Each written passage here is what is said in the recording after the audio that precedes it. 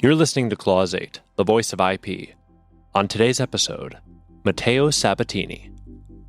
I have a friend who has an IoT company, and some time ago he got approached by a licensor, and he immediately picked up the phone and called me. You got to help me. I don't know what to do.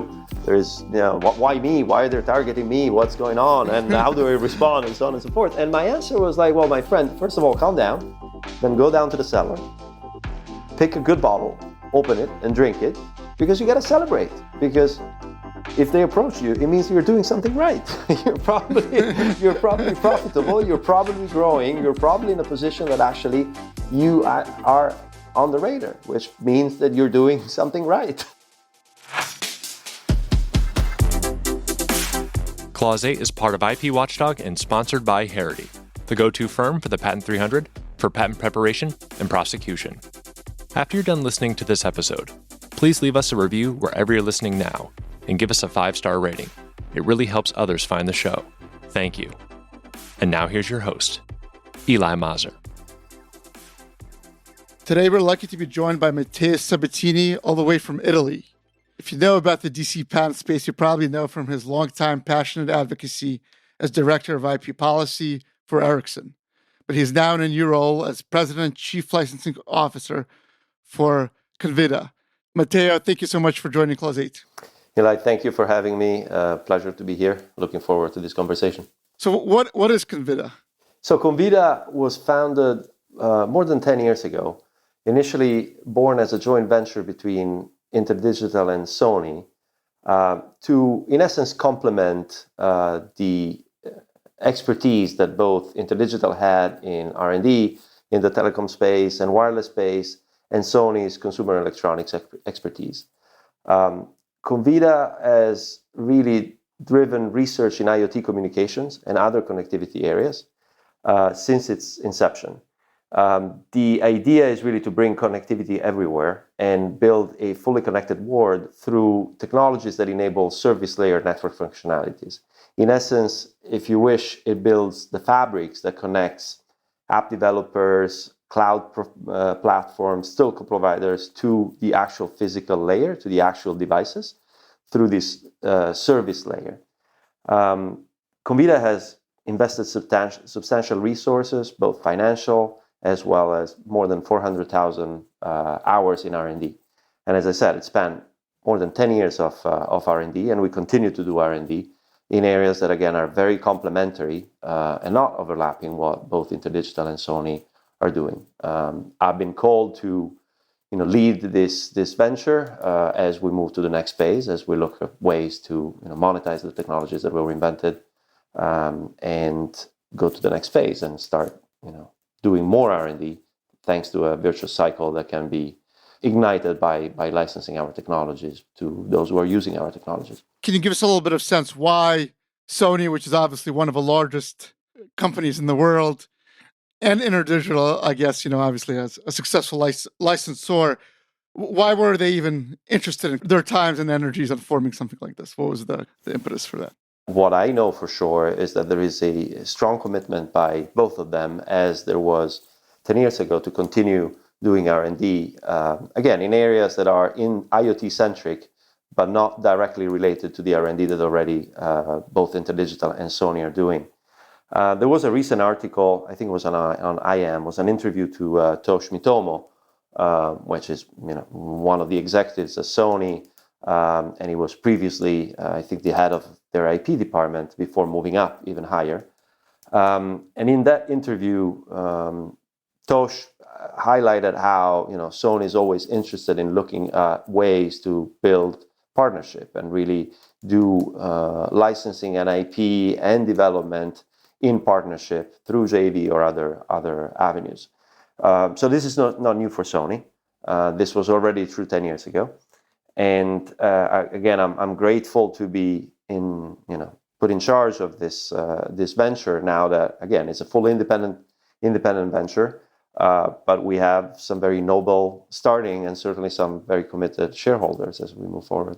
What is part of the company? Do you have your own engineers, or who is doing the research and development? Yeah, R&D was done internally through a combination of consulting, R&D agreements, and other things, and internal R&D that was done on this service layer area. This is how the company has operated so far. This is the intention that I have going forward, to continue doing this pretty intense and groundbreaking R&D.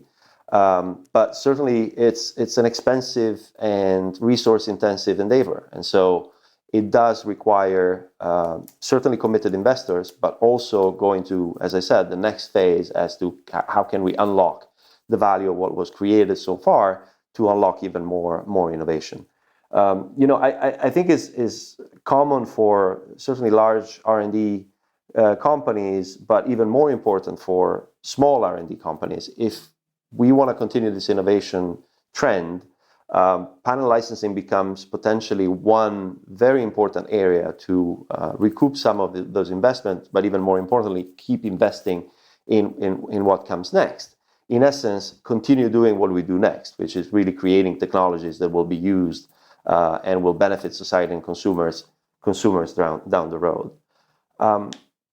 I don't know if that answered your question, right? Maybe, as I said, something that could shed some light on what Convida has done is a little bit of history and how we got where we are. Most of the R&D was done on a standard, actually, the development of a standard that was called 1M2M. And it was an ETSI standard. It is an ETSI standard. It is a standard out there. And so that's how most of the R&D was developed. That standard, unfortunately, didn't really gain market traction for different reasons. What is a standard for? The standard was basically trying to build, again, a standardized service layer that would connect, what I said, apps and telco providers to the actual devices, right? Let me give you some simple examples of what that service layer could be. There are security aspects when you communicate to devices in the IoT space, right?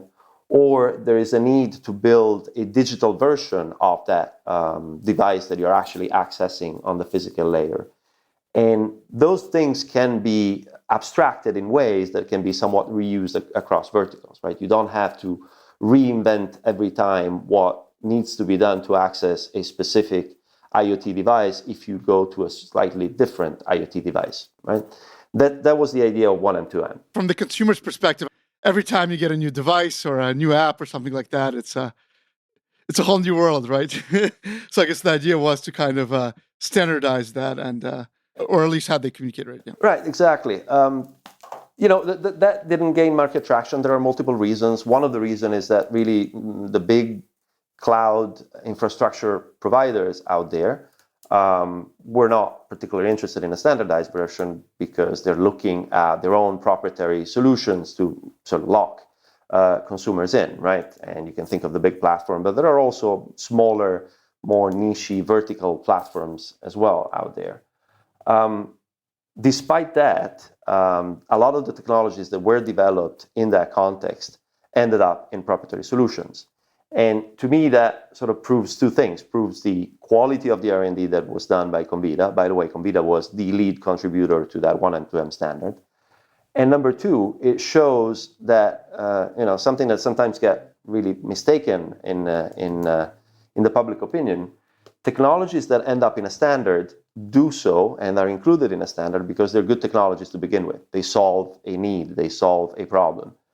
Sometimes people think that the opposite is quite true, which means that a technology that makes it into a standard magically becomes a more valuable technology. That's far from reality, right? Generally speaking, of course, there could always be exceptions. Generally speaking, a development of a standard needs to solve certain solutions, and the technologies that are chosen to be in that standard are those that are most helpful to solve that solution. And so that's how a lot of standards work. And it's not unheard of that standards don't gain market traction, and yet those technologies are valuable technologies and make it into the market somewhere else, right? And this is one example. No, I think that's very interesting. I think the point you highlight is that just because if there's a standard doesn't mean everybody has to use it. Something you often hear, and the value of innovations that maybe represented by what somebody might call standard essential patents, they're valuable because those were good good ideas, not because they made it into a standard. So I think that's important to highlight. One of the things we were discussing is, the debate, I guess, about who should be, paying for these, or discussion about who should be paying for these innovations. Where in the supply chain, and you mentioned, sometimes the value of some of the innovations that you kind of described is really not whatever the gadget is that might use it, but it's really the service that's being provided thanks to those innovations. How are you thinking about that? One needs to always think in terms of efficiency, right? Where is the most efficient attachment point for different technologies, either standardized or not? And what makes the most sense also from a value to the consumer point of view? I guess there has been a lot of talks recently as to whether, talking about connectivity, standard essential patents, for example, the attachment point should go up the supply chain and more into the module manufacturers or even chip manufacturers, right? And that discussion, I think, is sort of moot and becomes less relevant, especially if you look at the success that, for example, some pools, I'm thinking of Avanci, for example, has had in actually licensing the car manufacturers and showing that actually efficiencies can be achieved through that attachment point. But I mean, the opposite could also be thought, right? I mean, there could be reasons for going downstream in the supply chain and more on the application services and those attachment points. Again, it depends on the technology. In terms of value to the user, the IoT is vast, right? The IoT is very different, it's very diverse. There are a lot of devices that can be very significantly different. A car is very different from a smart meter, right? And so where that value is to the consumer depends on which vertical you're looking at. But thinking in abstract, there are areas where potentially the value is shifting from the actual device to, as you said, more of the services and the platform. An example that I sometimes bring up is the following. I recently bought a very clever little connected device, which is basically a mechanical finger that can switch that can turn on and off a switch and can be connected through Wi-Fi. I have an old furnace in the house, so I had I faced the problem of figuring out a way to get it connected, and I couldn't really do anything unless I changed the furnace. And when I ran into this little device, I thought that could be an option, right? At least remotely, I can turn on and off when I need it. That device was probably $20, right? It's very clever, but it's very cheap. It's very simple. It does one thing, turns one switch on and off, right? The value for me of that device is the fact that now I can control it via Alexa. I can connect it to my smart thermostat, create IFFT routines that actually do things with that little switch and therefore with my furnace based on other things that happen in my connected environment. So that's really where the value to me comes in, right? Not into the device itself. So that can be true in other verticals, and that's something that we need to recognize when talking about efficiencies and attachment points and licensing.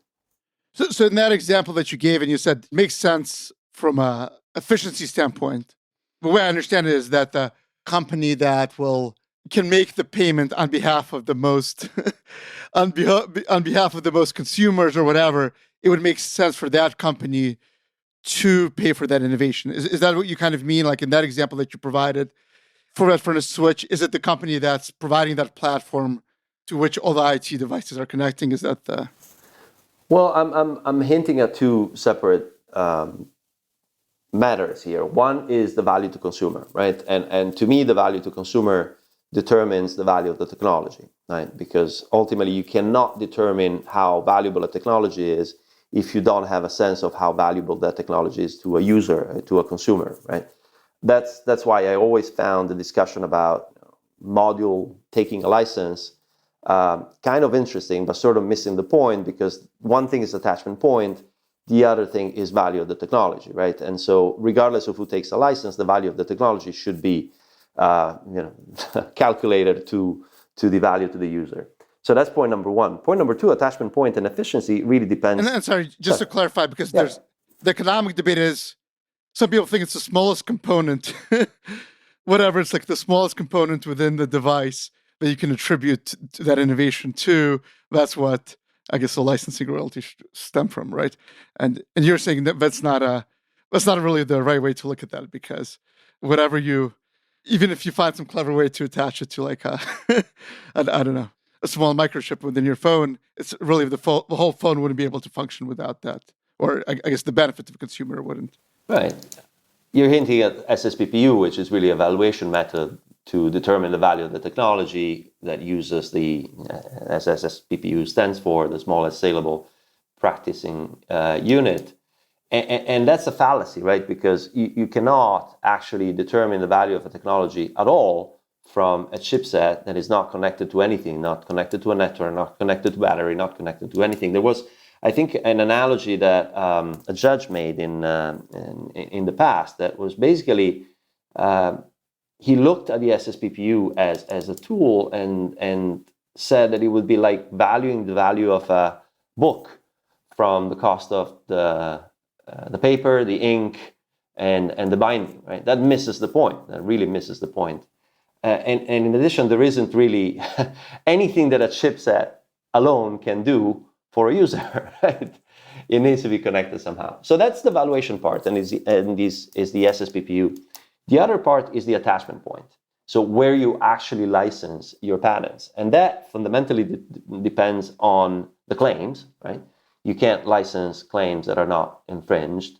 And therefore how the claim reads on, wherever you're trying to get in the supply chain. But there is also an efficiency point, right? Whether you license at one level or at another, it might make more sense to license at one level because you have less licensees or because it's easier to track, right? And one problem with licensing a modular chipset is the fact that you then lose track of where those modules and chipset go.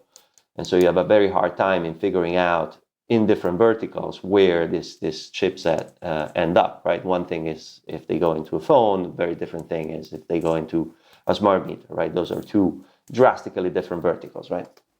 Going back to Convida for a second, this is kind of returning to your roots from what I understand. Before your role at Ericsson, you were involved in the technology and the licensing side, hands-on. I mean, now that you're in this new role, assuming obviously you have valuable technology that others are using, what makes a licensing program successful in terms of making sure that licensees are happy to pay you royalties and so forth? I guess what can a licensor do to make that happen? Yeah, I think big part of it is really making sure that we can communicate the value that we're adding, right? And that we have added through our R&D. And I'm very confident that we will, because knowing our engineers and knowing our portfolio, we have clearly added value. I think what makes a licensing program successful, in my mind, is a licensing program that looks forward to how creating a licensing program can fuel, and that can fuel further innovation, either directly because you have R&D and the licensing program, or indirectly because that licensing program is bringing in revenue that then can be reinvested by, for example, the investors that are behind that patent portfolio elsewhere. To me, that's the fundamental thing. And in terms of licensee-licensor dynamic, I think ultimately, we need to get to a point where we're rather than maybe both happy of the agreement, maybe both equally unhappy in the sense that we figure out a balance that makes sense for the licensor to continue that innovation and for the licensee to really determine that that's the value that attributable to the portfolio. And a big part of it, I think, is also communicating that value, making sure that people understand the technology, and therefore it becomes crucial to have visibility into that R&D and into the people that have fueled that R&D. I think a little too often we run into the mistake of thinking of patent licensing as a tax to innovation, which is actually quite the opposite, because it's a way to actually fuel that innovation. And we too often look at patents as piece of papers when they're not piece of papers. Those are hard work and sweat by engineers and innovators, and that's the recognition, right? And so licensing is a means, if you wish, to fuel more of that innovation. No, there is a big debate around litigation financing and IP-backed financing right now, and some folks are trying to paint that as fundamentally negative or something that doesn't help society, and it is actually a cost because it fuels or it pays for MPs and patent trolls, etc. I think that's a fundamental mistake because litigation financing or IP-backed financing in general is sometimes the only way that smaller inventors, smaller companies can in fact make sure that their innovation is respected and their patents are respected, and so that they can continue doing that innovation. As I said, it doesn't matter to me if that financing goes to a patent portfolio that doesn't have R&D, because ultimately, if that generates revenue because it's a good patent portfolio, that brings more money that can be reinvested by those folks who invested in that specific deal or others elsewhere, right? And ultimately create more innovation. And more innovation is good for society, period. Yeah, an important part of telling that story about your innovation, obviously in a practical sense, if you're going to enforce a licensed patent portfolio, you need patents. I mean, what do you think about, how do you think about building a patent portfolio that is truly representative of that R&D and kind of helps you tell that story and helps you accomplish the goal of getting a return on that R&D? Any thoughts about that? Yeah. So I find one thing that is very important is actually to have a feedback loop between the licensing department and the prosecution department. And oftentimes, therefore, the prosecution attorneys, who are often the outside attorneys. I think that's fundamentally something that IP-savvy companies already do, but not all. The other thing that I find very important is to make sure that internally, the C-level suite understands the value of that R&D and the value created through that R&D and of the patent portfolio. Again, IP-savvy companies already have those systems in place, but you'd be surprised, right? There are large companies that still lack some of those systems. But in general, I think we need to work more on the awareness at C-level suite by CEOs, by CFOs, of what the licensing department does and what the R&D department does together, right? And that's where I think we need a lot more work to be done. You'd be surprised, even in large organizations that place a big weight on the patent department. Oftentimes, their CFOs or CEOs don't really understand the value of their portfolio. Oftentimes, the chief IP officer doesn't even report directly to the CEO, and that's bizarre, right? That's not what companies that have vast, solid, and valuable patent portfolio should do to increase the value of those assets. And I'm talking about patents, but that's really in general on the whole IP owned by a company. I would even go beyond IP. I would mention the intellectual capital as a broader term that goes well beyond IP, because it encompasses the people that you have and the know-how of the people and so on. I think there is more work that needs to be done to sort of cross that divide between the C-suite and the IP departments. Obviously you want everybody to be a willing licensee who's using your technology, but I'm guessing you've been doing it too long to kind of assume that's the case. I mean, as part of your licensing approach, companies change their approach internally, right? Some companies, they go from being companies that are willing to license, and then they decide to play more hardball, and then they go the other way. As you're building a licensing program, how do you take that into account? What do you do to kind of prepare for litigation, but try to avoid it? So I'll answer that in two ways. The first one is, I am confident that because of the value of our portfolio and the value of our R&D, that we will start having meaningful conversations with all licensees pretty quickly. And I expect and suspect that we will have, again, meaningful conversations with licensees who are willing to engage because of the value that we bring to the table.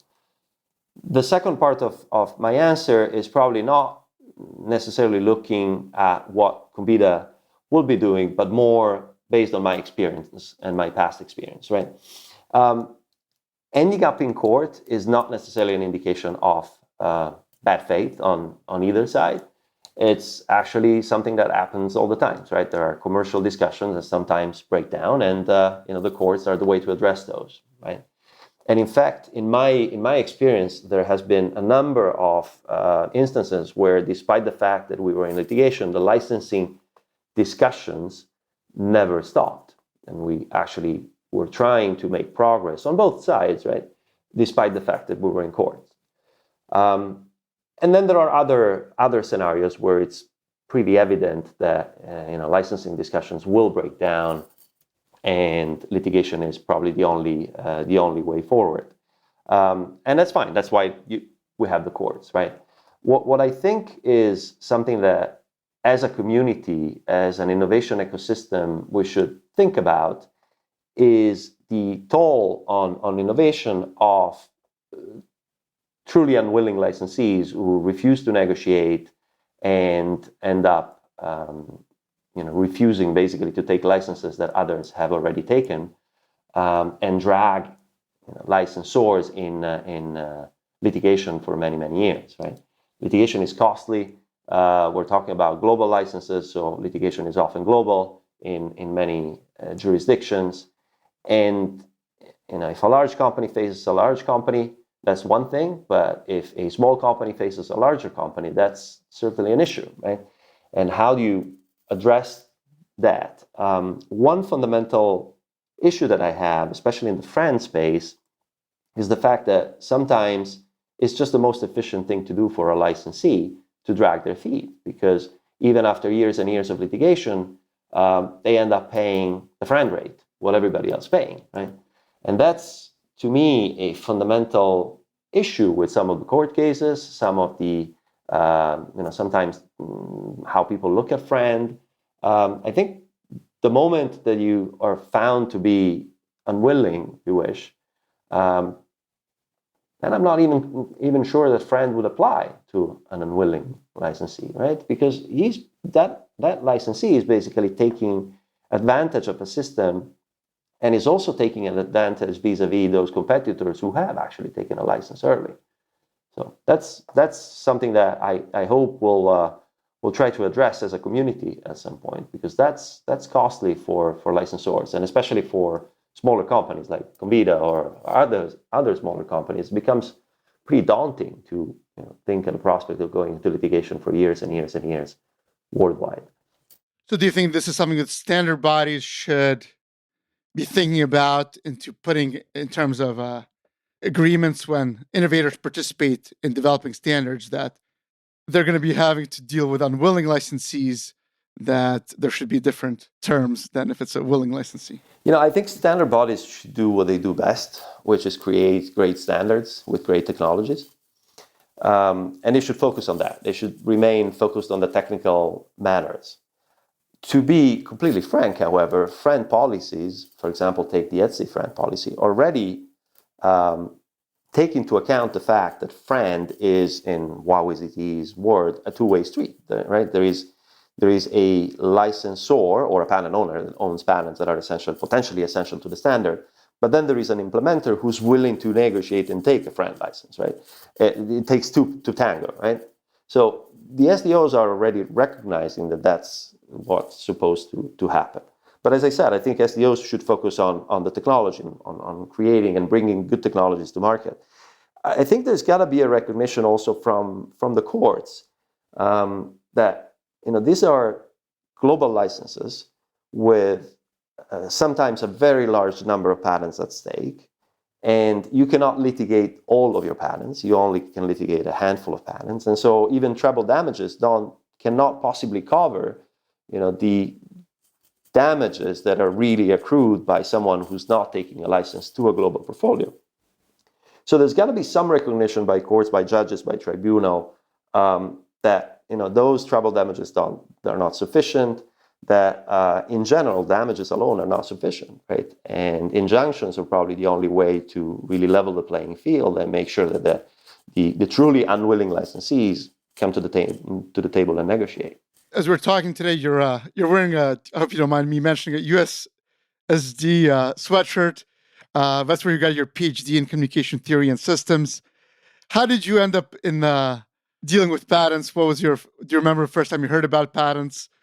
I do remember that, and it was way too late into my technical education, which again is something that we should address at some point, right? How do we make sure that if you go through engineering school, you're actually exposed to what patents are and why they're important and what intellectual property is in general? I think that too many students in technical disciplines don't get enough exposure to what the patent system is and how patents are. But that's maybe for a different podcast. How did I get exposed? It was relatively serendipitous in the sense that I was getting tired of academic research, and probably I wasn't very good at it either. I don't know, or both. And I decided, because someone mentioned it, that I could take a look at technical analysis of patents, and I started doing that. And I liked it mainly because I liked the diversity, really getting exposed to that many technologies and getting to learn new things from what others had patented. And to me, that sort of opened the door to the patent system. But more importantly, it sort of opened my mind to the fact that until then, I was trained to write papers, and patents were actually something that could be done in parallel and should be done in parallel. And I think universities now are understanding that much better than when at least I went to my PhD many decades ago. The two things are not antithetical. In fact, they could complement one another. And if you have a good idea that can be patented and can be published, you should do both, because a publication can actually help spreading that technology and therefore making your patent potentially more valuable. Right? I think savvy tech transfer offices understand that. Not all of them yet, but we're making some progress. So I went off a tangent, but to answer your question, how do I get into the patent world? That was the first step. And then I moved more and more into the business side of things and moved into the deal making. And that's basically the rest of history. So you joined Sisvel, which has been somewhat in the patent news today recently because of some federal circuit decisions, but it's a big, somewhat of a pioneer in IP licensing and patent pools in Europe, and was coincidentally, I think, started in Italy, but you joined in its DC office in 2009. How did you end up joining them? Did it have anything to do with its Italian roots, or your shared Italian roots? Well, you'd be surprised how many IP professionals there are that come from Italy. And certainly Roberto Dini, who's the founder of Sisvel, was one of the pioneers in this space, right? I'm actually reading a book now. It's called Once Upon a Time, A Patent Story. And I was planning to speak it more about, but all the beginning stories take place in Italy because that's where the innovation was taking place. So. Well, you'd be surprised, actually. The first patent system was actually the Statute of Venice in the 13th century. That's where the first patent system actually was born, right? And even only a few centuries later, the Medici in Florence were encouraging inventors to actually protect their inventions and potentially monetize them. Brunelleschi was one of them, right? So yes, there is certainly a lot of history there of innovation in Italy. Why Sisvel and what Sisvel has done in this past few decades, really, because they've been around for many decades.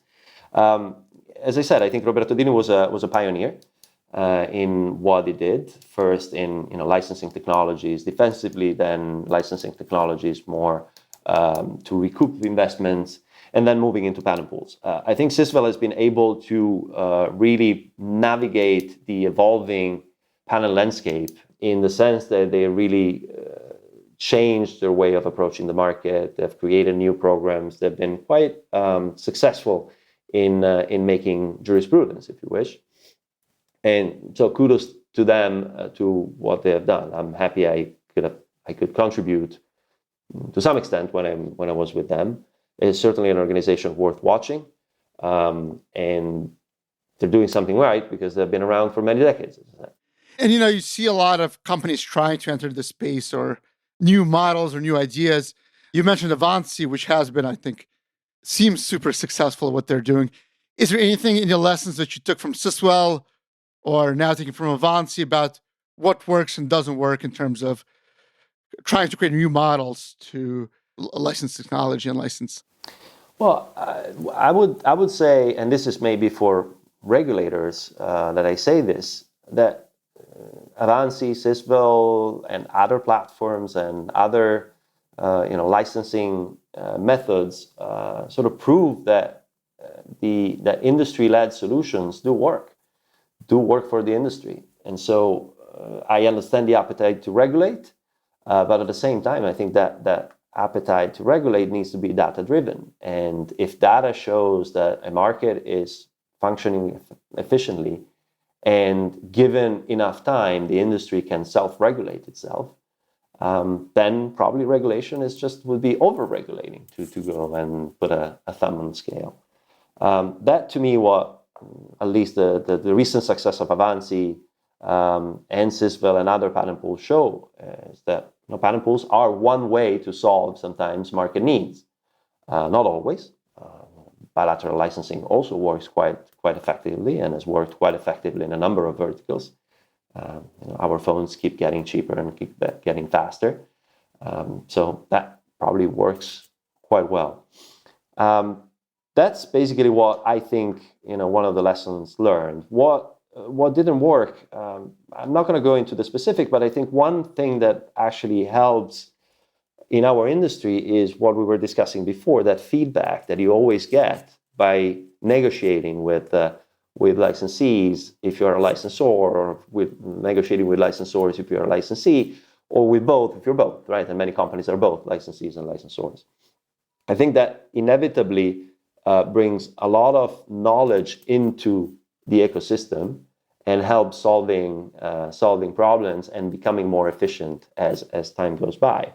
That is true for pool administrators that talk to licensors and licensees and adapt based on what they learn.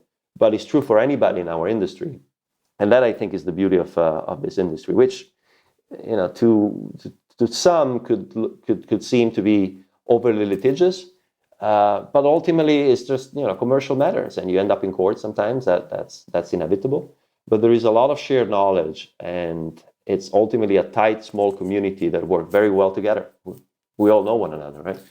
So after Sisvel, you became a director of IP policy for Ericsson. You don't have the background of a typical DC lobbyist. How did you, end up in that role for Ericsson? Yeah, how did I end up not being the typical lobbyist? And again, I'm hopefully taking that as a compliment. Although I know a lot of very good lobbyists that do a tremendous job in DC on the Hill. So I guess not being a lawyer is probably a little peculiar being in the policy space. I really started my policy activities, and by the way, I never stopped doing licensing. Even at Ericsson, I was doing both licensing and policy. But how did I start with the policy space? I was back at Sisvel, and I recognized that, in my opinion, the policy debate was A, polarized, and B, often focusing on the theory. The theory of hold up, the theory of patent trolls, the theory of NPs, and so on. Is there something that happened that made you focus on policy?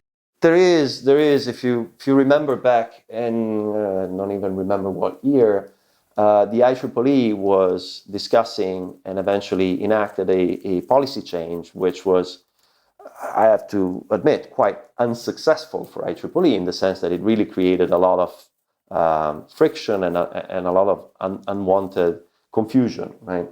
I've been an IEEE member for as long as I can remember. And I care about IEEE because I think it's a great engineering organization. I'm a senior member. I've been a senior member for a long time. I joined as a student, so I've been with IEEE for decades.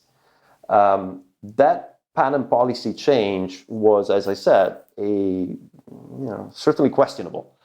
And that, to me, was the spark that really gave me a reason to look more at what was happening in the policy debate, starting from patent policies discussions at SDOs, right? And IEEE was first, but then a lot of other SDOs had regular discussions around their patent policy.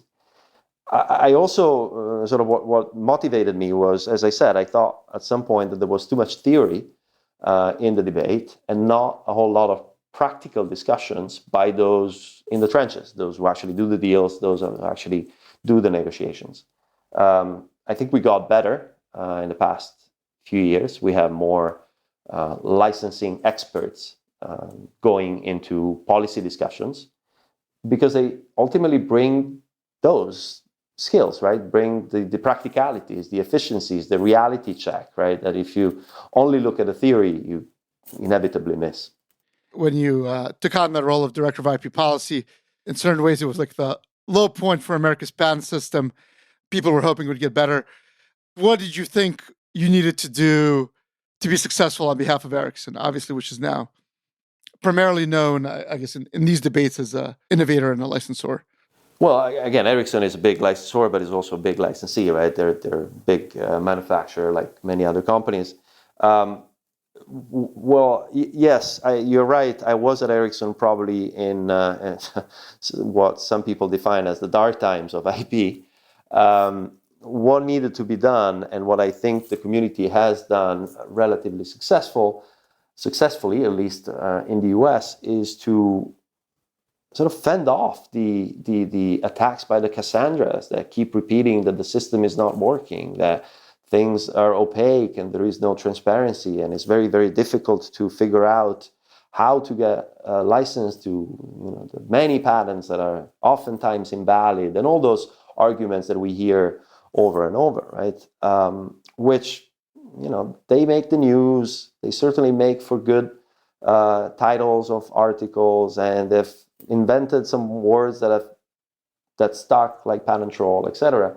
But they're unfortunately not based on data and based on reality. Right? The reality is that the market is actually functioning quite effectively and quite efficiently for from any angle you look at it. Right? At least in the telecommunication space, there is convergence. Technology is getting into pretty much any vertical, from automotive to smart meters to mechanized fingers.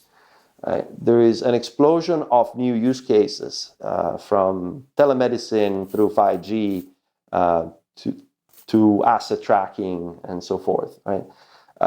Users are spending less per gigabyte. Right? They have newer phones with more functionalities and so on. So that, to me, when I took that role, was the data. And then there were, as I said, the Cassandras that kept telling a gloomy story of tax on innovation, of how we could be further ahead in innovation if we didn't have to pay patent royalties or if we didn't have NPs and that story. And who do you think is the most important audience for that? Who do you think was the most important audience for your message? Is it on Capitol Hill? Is it in USPTO? Is it? Yeah, it's a combination, really. I think it's a combination of pretty much anybody who deals with innovation. I think one thing that we haven't been yet very effective at communicating, at least on the Hill, is how you tie innovation with IP. Because if you ask anyone on the Hill, you support innovation, the answer is obvious. It's yes, right? But then if you drill one level down and you're like, okay, but how do you actually support that innovation? What should we do to support that innovation? Then you get very different responses, and sometimes very misguided responses that don't take into consideration the importance of IP to fuel that innovation. Well, some of the arguments that we heard it around COVID time was that actually patent rights and IP rights get in the way of innovation, which did anybody or any, I guess, on either side of patent policy debates stand out to you as being particularly effective in DC, where you're like, wow, they're good at what they do? Well, I don't know if I want to name names, because if I do that, I'm sure that I'll forget some. I mean, there are a lot of people that have been extremely instrumental in pushing the right message to the Hill and to other fora. And you're one of them. I mean, this podcast has certainly been a way to get that message out. I would say that there are a lot of associations that do a lot of good work as well. There are a lot of individuals that do incredible work, both academics, former judges, and journalists, right? I think that community has been very effective in some areas. One thing that we should think about is really how do we get together and how do we try to coalesce around good policy messages as well as good results for the IP ecosystem. I sometimes see a little bit of not division, but going in different direction because there isn't a clear objective.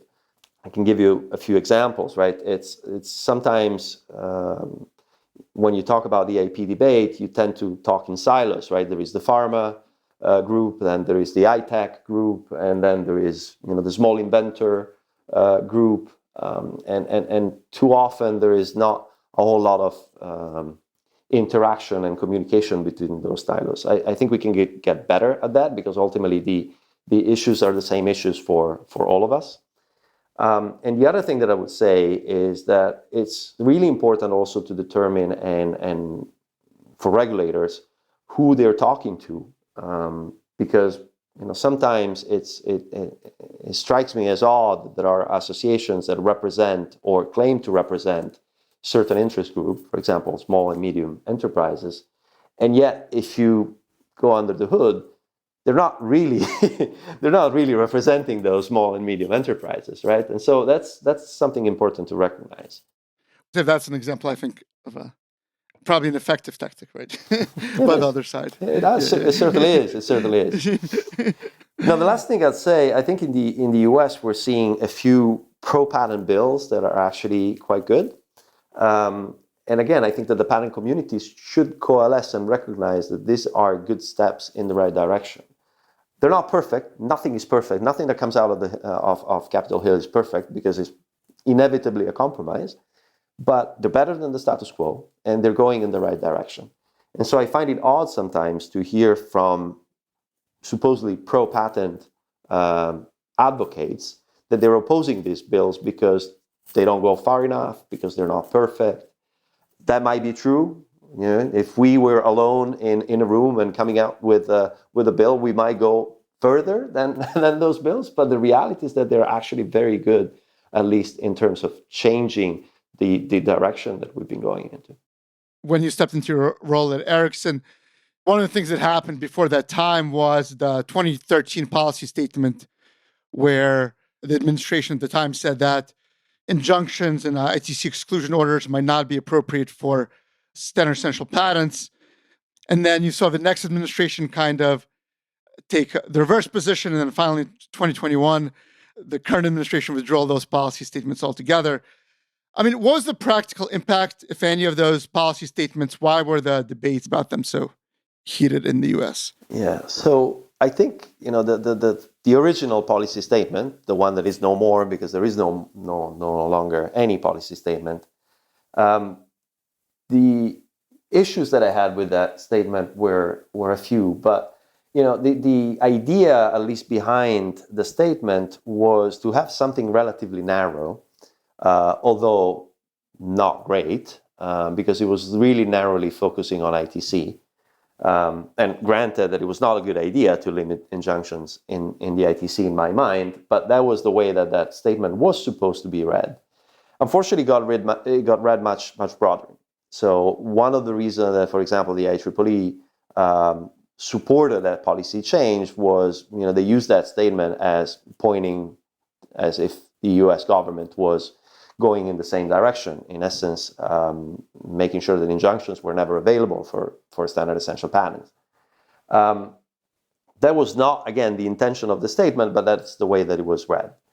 The other thing that I find very, very odd and dangerous of a policy statement coming from the US that goes in the opposite direction of innovation is the possibility that those statements and those ideas could be borrowed by other countries, right? And in particular, maybe by countries that have more of an interest in protecting their internal market as opposed to protecting innovation in general.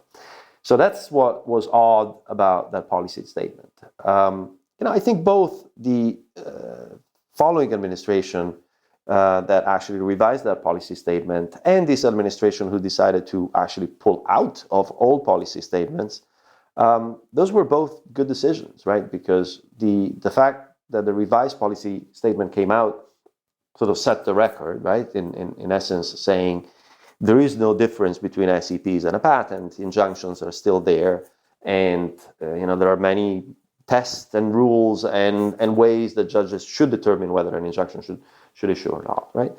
And the last administration to actually withdraw from all of the policy statement also, I think, is a good idea, because at least it avoids the possibility that we keep flip-flopping policy statements forever, right? Which is also not great for the industry, right? Director Kev Vidal was on Clause 8. That's the reason she gave for withdrawing, was that she said she was getting feedback from American companies that in discussions abroad, other jurisdictions were pointing to these policy statements for forming their own rules, and that's why she decided to withdraw. But then we thought we were done with this debate, at least some of us who weren't looking too closely.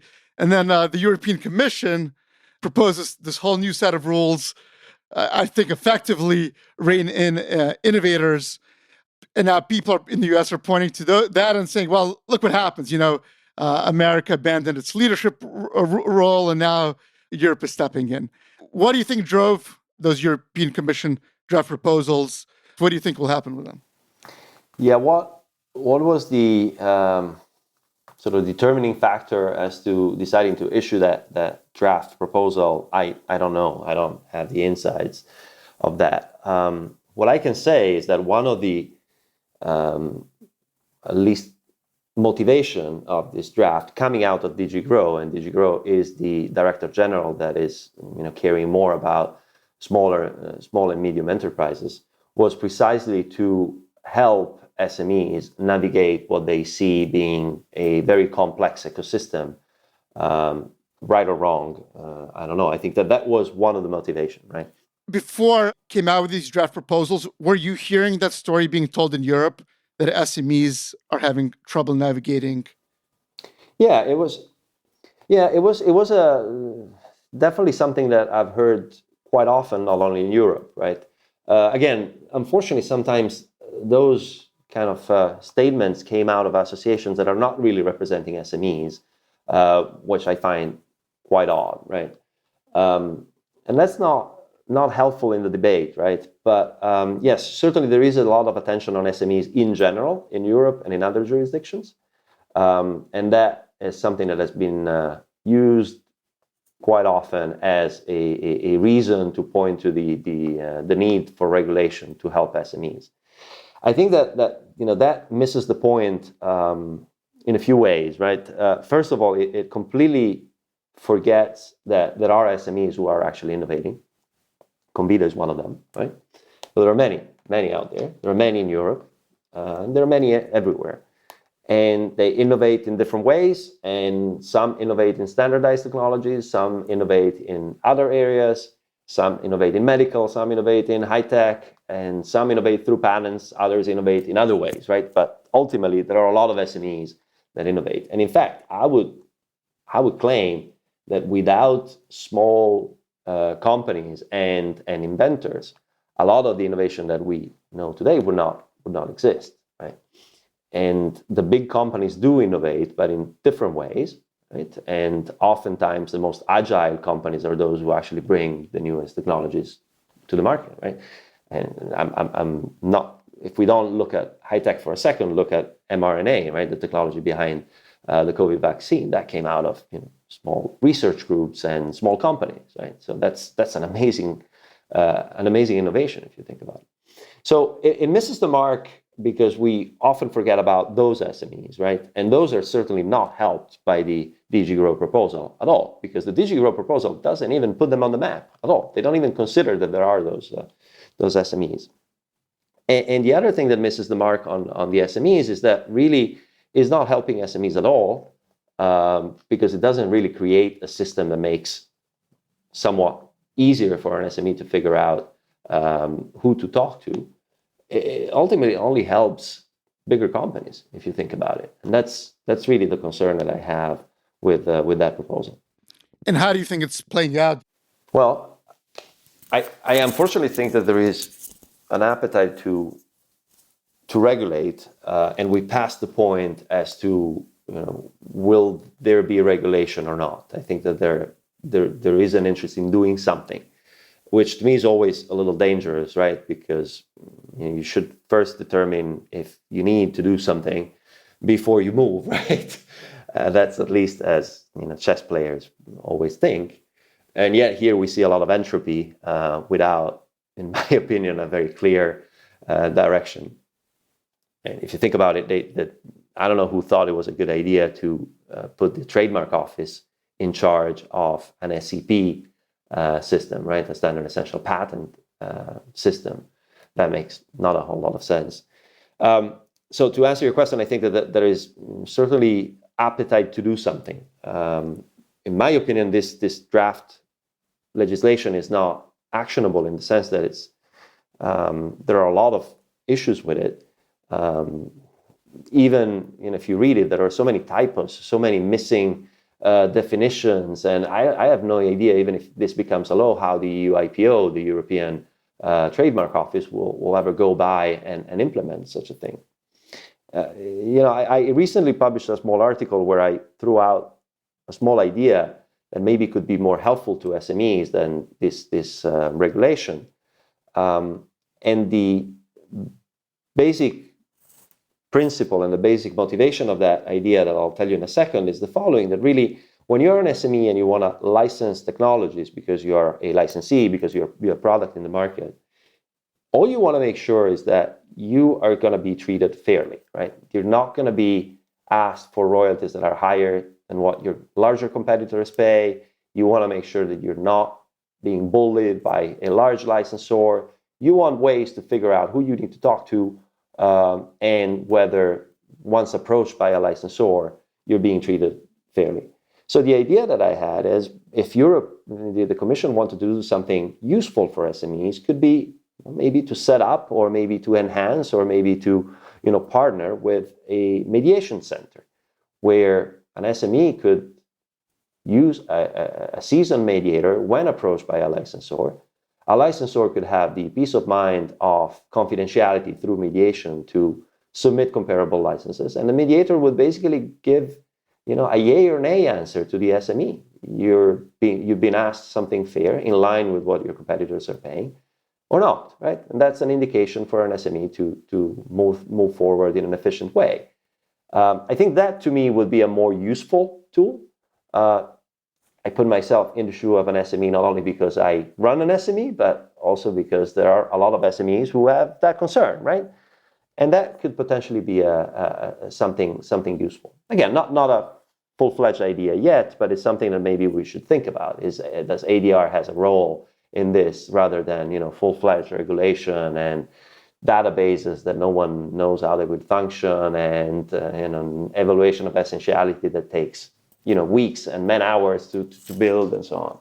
That definitely does seem like a simpler, more elegant solution that actually might solve the problem, if there is a problem, which I think is part of a debate, right?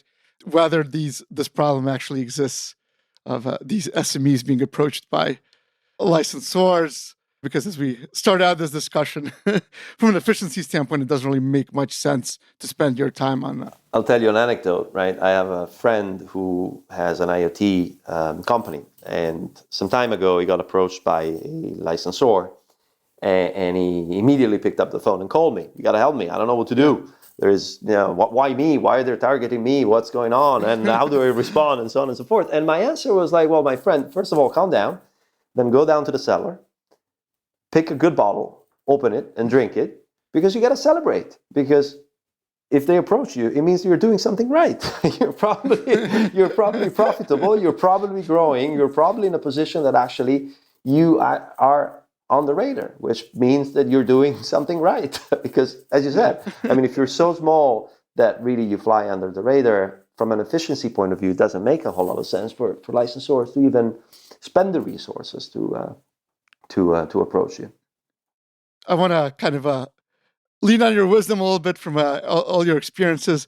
Two questions, I guess, come to mind at the end.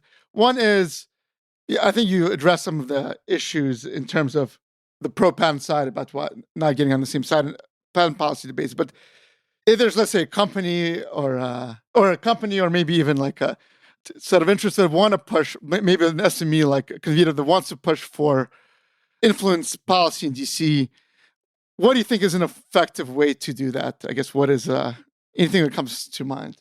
Yeah, the problem that most smaller companies, including Convida right now, face is a matter of bandwidth and a matter of priorities, right? It's very difficult to prioritize the policy debate when you have limited budget, limited bandwidth, and you're actually trying to run the company, do the R&D, and potentially bring in money through licensing. So realistically, I think the only avenue is really to partner with someone and partner with other organizations, with like-minded organizations that can actually take your message to the Hill or wherever else, right? I don't think that there is a lot more that an SME can do. There have been examples of SMEs who have been directly very involved in the policy debate. Obviously, those are exceptions, but they're incredibly powerful. So to the extent that SME CEOs of smaller companies are willing to and have the bandwidth to do so, testifying on the Hill, getting on panels, on policy discussions, I think that's very, very helpful to set the record straight, right? To make sure that everyone understands that there are SMEs on both sides. There are SMEs that are both licensors and licensees, and that ultimately licensees do want a voice and don't want to be represented by other organizations that don't really represent SMEs but represent bigger companies, right? Somebody listening to this podcast would learn a small part of your story about being really in the arena in terms of licensing innovation and on the policy fights. What advice would you give to someone who wants to be the next Matteo Sabattini? Well, look at other examples that are much better policy and licensing folks out there that you should take inspiration from. No, jokes aside, I mean, thanks. I take that as a huge compliment. I guess the only suggestion that I'm willing to give is that the patent board is an exciting environment, and an environment where there is no perfect background, right? Because we deal with technology, we deal with the law, we deal with business, we deal with policy. And so you can come at it from very different angles, right? And it's definitely the debates that we're having on the policy side are very important for society, are very important for the economy, are very important for our industries. And so these are worthwhile debates to be having, and it's worth the time, and especially if you're passionate about innovation, it's worth looking at the debate a little closer. That's really the only recommendation I would give. Thanks, Matteo, and thank you for your time. Thanks, Alan. It's great to be here.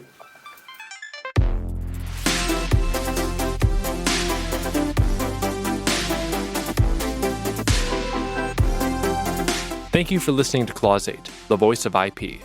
If you enjoyed this episode, please share it with others and leave a 5-star rating in your favorite podcatcher. We'd also like to thank Harity & Harity LLP for their generous support. For more information, visit voiceofip.com. And don't forget to check out our full archive of past episodes. Clause 8 is a brouhaha audio production. Thanks for listening, and we'll see you next time.